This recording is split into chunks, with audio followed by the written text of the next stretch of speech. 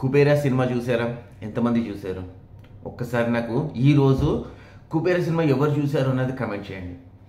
ఈ వీడియో చేయడానికి రీజన్ ఏంటి అంటే, తెలుగు ఇండస్ట్రీ మూవీస్లో ఎంతైతే ఎక్సలెన్స్లోకి వెళ్తుందో ఆ ఎక్సలెన్స్ ఈ కుబేరా ఫర్దర్గా కంటిన్యూ చేస్తోంది.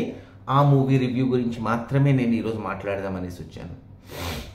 ఫస్ట్ ఎంట్రీ సీన్స్ మాత్రం ఆ విజువలైజేషన్ కావచ్చు, సినిమాటోగ్రఫీ కావచ్చు, ఒక్కొక్క యాక్టర్ని ఇంట్రడ్యూస్ చేసిన లెవెల్ కావచ్చు, ఈ మూవీలో చాలా డీసెంట్గా పద్ధతిగా వాళ్ళ క్యారెక్టర్ని చూపిస్తూ వాళ్ళ సోషల్ లైఫ్ మూవీ లైఫ్ని బ్యాలెన్స్ చేసుకుంటూ శేఖర్ కమ్ముల గారు తీసిన ఈ మూవీ చాలా మంచిగా ఉంది. ఫ్యామిలీ తోటి అందరూ కలిసి ప్రశాంతంగా ఎక్కడ బోర్ కొట్టకుండా చూసే మూవీ. లెంత్ ఎక్కువ ఉంది మూవీది, కానీ ఆ మూవీ లెంత్ ఎక్కువ ఉండడంకి రీజన్ ఏంటి అంటే, ఆ స్టోరీని కట్ చేసి చూస్తే మనకి అసలు మూవీ అర్థం కాదు. అందుగురించి ఈ మూవీని 3 గంటలు తీయడం అనేది జరిగింది. 3 గంటల సినిమా మనం చూస్తున్నాము అంటే, వాళ్ళు 4.5 గంటల సినిమా తీసి దాన్ని ప్రాపర్గా ఎవరి క్యారెక్టర్ని ఎలా బ్యాలెన్స్ చేయాలి అన్నది చూపిస్తూ ఎడిట్ చేసి ఈరోజు మనకి థియేటర్స్లోకి వచ్చింది కుబేరా. అల్టిమేట్గా చెప్పాలి అంటే, ధనుష్ గారి యాక్టింగ్ నెక్స్ట్ లెవెల్ అంటే నెక్స్ట్ లెవెల్లో ఉంటుంది ఈ మూవీలో. ఆ ఎమోషన్స్ కావచ్చు, ఆ ఎక్స్ప్రెషన్ కావచ్చు, ఆ డెలివరీ కావచ్చు. ఆయనకి అంటే ఇన్ని రోజులు మనము ఏవైతే ధనుష్ గారి మూవీస్ చూసామో దాంట్లో ఒక చైల్డిష్ నేచర్ ఉంటుంది. ఆ చైల్డిష్ నేచర్ లేకుండా ఒక మెచ్యూర్డ్ లెవెల్లో ఆయన చేసిన యాక్టింగ్ అనేది not a normal thing. And ప్రతి ఫ్రేమ్లో కూడా ఆయన ఇచ్చిన ఎక్స్ప్రెషన్ కావచ్చు, ఆ పర్టికులర్ కంటెంట్ డెలివరీ చేయడం కోసం శేఖర్ కమ్ముల గారు ఏదైతే ఎఫర్ట్స్ పెట్టారో ఆ ఎఫర్ట్స్ అన్నీ కూడా మనకి చాలా క్లియర్గా కనిపిస్తాయి ఈ మూవీ మొత్తంలో. నెక్స్ట్ వచ్చేటప్పటికి రష్మిక గారు. లాస్ట్ 5-6 మూవీస్లో రష్మిక గారు చేస్తున్న యాక్టింగ్ ఒక ఎత్తు అయితే, ఈ మూవీలో ఒక ఎమోషనల్ క్యారెక్టర్లో తను చేస్తున్న యాక్టింగ్ నెక్స్ట్ లెవెల్లో ఉంటుంది. ఎవరు ఒకరికి తగ్గకుండా ఒకళ్ళు పోటీ పడి ఈ మూవీని వాళ్ళు డిజైన్ చేయడం జరిగింది. అండ్ రష్మిక గారి ఫ్యూచర్ మూవీ ప్లాన్స్ ఏవైతే ఉన్నాయో అవన్నీ కూడా ఒక రేంజ్లో యాక్సెలరేట్ అవ్వబోతున్నాయి ఈ పర్టికులర్ మూవీని బేస్ చేసుకుని.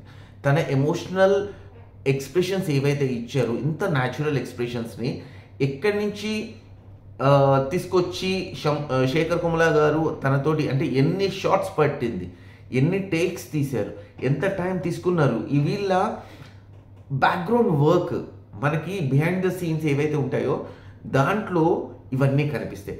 వాళ్ళు ఆ ఒక్క ఎక్స్ప్రెషన్ని క్యాప్చర్ చేయడం కోసము శేఖర్ కమ్ముల గారు పడ్డ కష్టం ఏంటి, రష్మిక గారు పడ్డ కష్టం ఏంటి, ఆ ఒక్కొక్క డ్రాప్ బయటికి వస్తూ ఉంటే థియేటర్ మొత్తము ఎమోషన్ తోటి నిండిపోయి ఉంది.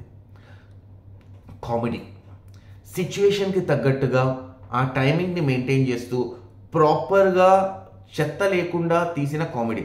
శేఖర్ కమ్ముల గారి మూవీస్ మనకి తెలుసు, అవన్నీ కూడా ఒక ఫేస్లో వెళ్తూ ఉంటాయి. అంటే గ్రాడ్యువల్గా, అదేమి ఒక్కసారిగా 0 to 100 seconds in 100 kilometers in 2 seconds కాకుండా 0 to 100 in 10-15 seconds స్లోగా ఉంటుంది మూవీ. దీన్ని బోర్గా ఫీల్ అవ్వకుండా ఆ కంటెంట్ని అర్థం చేసుకోవడానికి ఎవరైతే థియేటర్లో కూర్చుంటారో వాళ్ళు మాత్రం దీన్ని ప్రాపర్గా ఎంజాయ్ చేస్తారు. అండ్ నెక్స్ట్ మన నాగార్జున గారు. ఆయన ఒక బిజినెస్ మ్యాన్. ఆయన క్యారెక్టర్కి తగ్గట్టుగా ఒక మూవీ ఆయన కెరియర్లో ఏదైతే వచ్చిందో అది శేఖర్ కమ్ముల గారి డైరెక్షన్లో చేసిన కుబేరా మూవీ. అందరు అనుకుంటారు శివ గొప్ప అనేసి. ఆ శివ ఒక లెవెల్ అయితే ఇది ఒక లెవెల్, కానీ somehow what I felt is ఆయన రోల్ ఇంకొంచెం ఎలివేట్ చేసే పాసిబిలిటీ ఉంది, కానీ ఆ మూవీలో మనకి అంత ఎలివేషన్ అనేది చూడట్లేదు.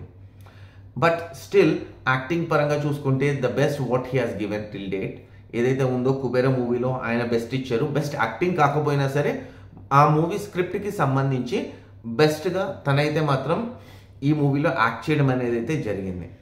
అండ్ మిగతా క్యారెక్టర్ ఆర్టిస్టులు వీళ్ళందరూ ఎవరైతే ఈ మూవీని బేస్ చేసుకుని ఉన్నారో ఖచ్చితంగా ఒక్క విషయం అయితే మనం చెప్పచ్చు, వీళ్ళందరికీ కూడా ఫ్యూచర్లో మంచి మంచి ప్రాజెక్ట్స్ వచ్చే ఛాన్సెస్ శేఖర్ కుమ్లా గారు వీళ్ళకి కల్పించడం అయితే ఈ మూవీలో జరిగింది.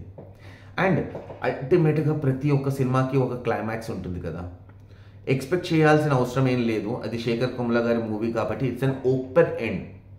చాలామందికి ఏంటి అంటే మన తెలుగులో కావచ్చు, ఇండియన్ మూవీస్లో కావచ్చు, హీరో అనేవాడు చచ్చిపోకూడదు, హీరో చచ్చిపోతే సినిమా ఫ్లాప్ అవుతుంది. ఈ కాన్సెప్ట్లో ఏ హీరోని కూడా మన తెలుగులో చంపరు.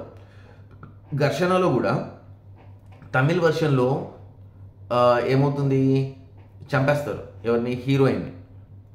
కానీ తెలుగు వర్షన్లో కిడ్నాప్ చేసి తీసుకొస్తారు. అంటే మనకు వాళ్ళ మీద ఉన్న ఎమోషన్ ఇలా ఉంటుంది. కానీ ఈ మూవీ చూసే వాళ్ళు మాత్రము ఒక ఎండింగ్ని ఎక్స్పెక్ట్ చేసుకోకండి. మూవీ చూస్తున్నంతసేపు కనుక మీరు ఎండింగ్ ఇలా ఉంటుంది అని ఎక్స్పెక్టేషన్ ఉంటే మాత్రం దానికి ఖచ్చితంగా రివర్స్లోనే ఉంటుంది. ఎండింగ్ నేను ఇప్పుడు చెప్పేశాను అనుకోండి, సింపుల్ ఒకటే, స్పాయిలర్ అవుతుంది కాబట్టి నేను ఆ ఎండింగ్ని మాత్రం ఇప్పుడు నేను చెప్పట్లేదు. బట్ ఓవరాల్గా ఏంటంటే ఫోకస్గా కనుక మీరు ఆ మూవీలో కనుక ఇన్వాల్వ్ అయితే మాత్రం ఆ 3 hours మీకు ప్రాపర్గా యూటిలైజ్ చేసుకోవడం అనేది ఉంటుంది. అండ్ గ్రాడ్యువల్గా ఆ మూవీ ఏదైతే టేక్ ఆఫ్ అవుతుందో ఒక పీక్ లెవెల్కి వెళ్ళినప్పుడు మీ ఎమోషన్స్ అన్నీ కూడా థియేటర్లో బయటకు వచ్చే ఛాన్స్ అయితే ఉంది. ఖచ్చితంగా నేను చెప్పేది ఏంటి అంటే మూవీని థియేటర్కి వెళ్ళి చూడండి.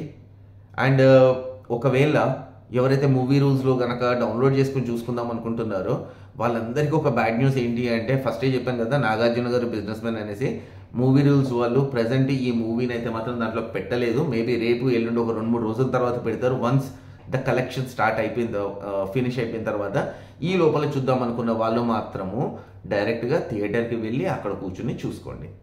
ఈ మూవీ రివ్యూ అయితే ఫర్దర్గా ఏదైనా కొత్త అప్డేట్స్ ఉంటే నా ఛానల్లో మీకు ఖచ్చితంగా కనిపిస్తుంటాయి. Thank you so much. జై హింద్.